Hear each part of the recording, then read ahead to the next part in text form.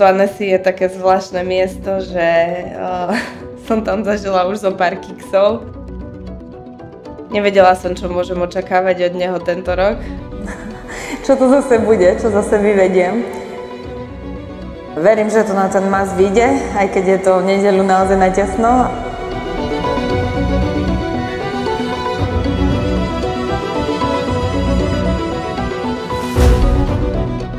Myslím si, že na to mám reálne.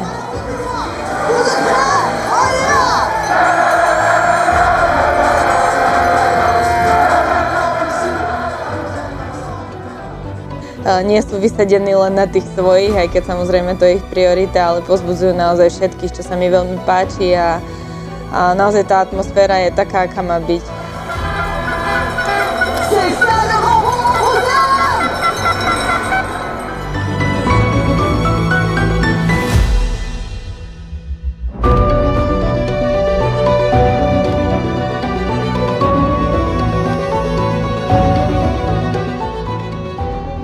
No, útok na hromadný štart sa nepodaril, takže toto vypadá celkom beznádejne. Ja budem bojovať, čo to pôjde, budem sa snažiť rovnako, ako som sa snažila aj v Hochfilzene a verím, že tentokrát budem mať na strelnici väčšie šťastie.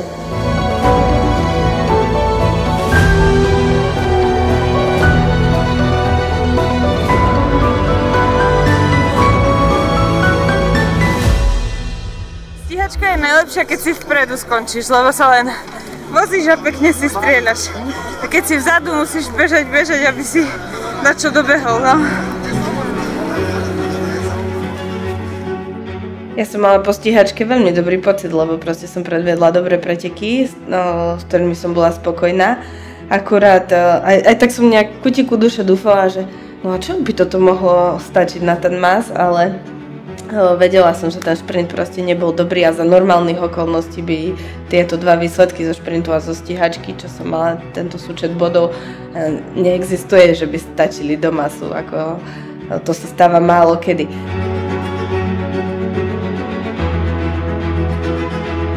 No je toto tá najhoršia možná situácia, aká môže nastať, že som náhradníčka do masu, že vlastne zatiaľ nebežím, ale môže sa stať, že sa 2 hodiny pred štartom dozviem, že teda štartujem.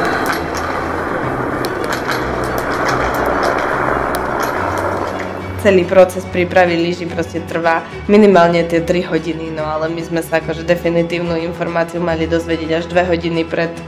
Nakoniec už sme dopredu vedeli, že asi budem štartovať, lebo teda tréner Daubner poobchádzal Nemcov a Norov a vedel, že už nejaké dievčatá tam vypadnú, čiže ja som už aj ráno, aj večer už bola v tom nastavení v hlave, že ja proste bežím preteky a basta.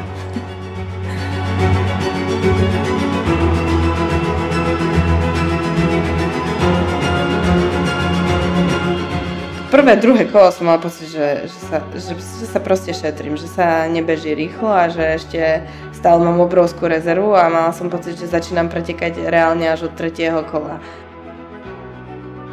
Obieham dievčatá, vidím, ako sa v tom trápia a je to síce ťažké, ale mne to až taký problém nespôsobuje ako im, čiže v tomto som mala také sebavedomie, že dnes mi to na trati naozaj ide dobre napriek tomu, že proste leje, že sneží, že ten sneh je pomalý a to všetko.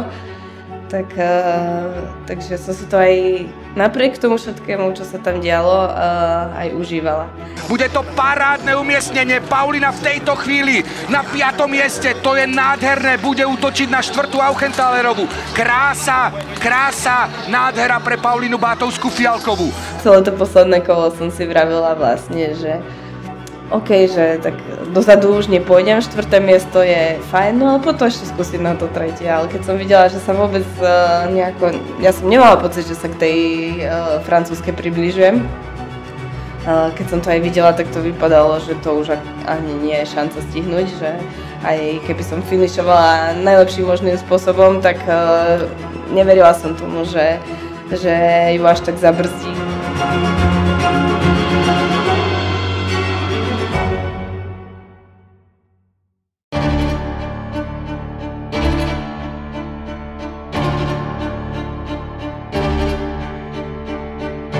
To to bolo iba taký huk proste, nikto nerozumel, kto čo rozpráva vlastne, lebo pozbudzovali Francúzsku, pozbudzovali naši mňa a každý hnal tú svoju dopredu a to bol strašný bľakot do toho tie tribúny francúzske. Vynikajúce Paula, poď, posledné metre Paula má na dosah, pódium Le Grand Bornand, bude to stačiť alebo nie? Áno, Paulina Bátovská-Fialková so senzačným tretím miestom v Le Grand Bornand.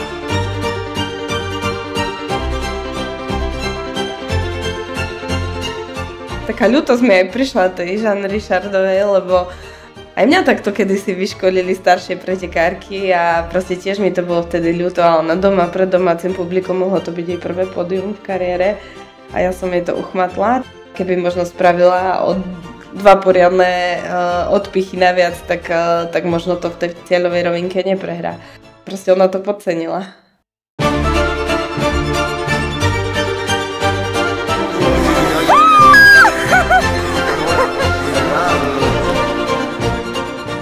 No to je proste dráma, to je napínavé až do konca a toto je to, čo sa nám na biatlone páči, to je to, čo je zaujímavé a atraktívne pre fanúšikov a to je to, čo si aj my ako pretekári budeme pamätať možno do konca života, že áno, vtedy som vyhrala ten finish o lyžu alebo o pollyže alebo o pollyžiarky, proste o kúsok.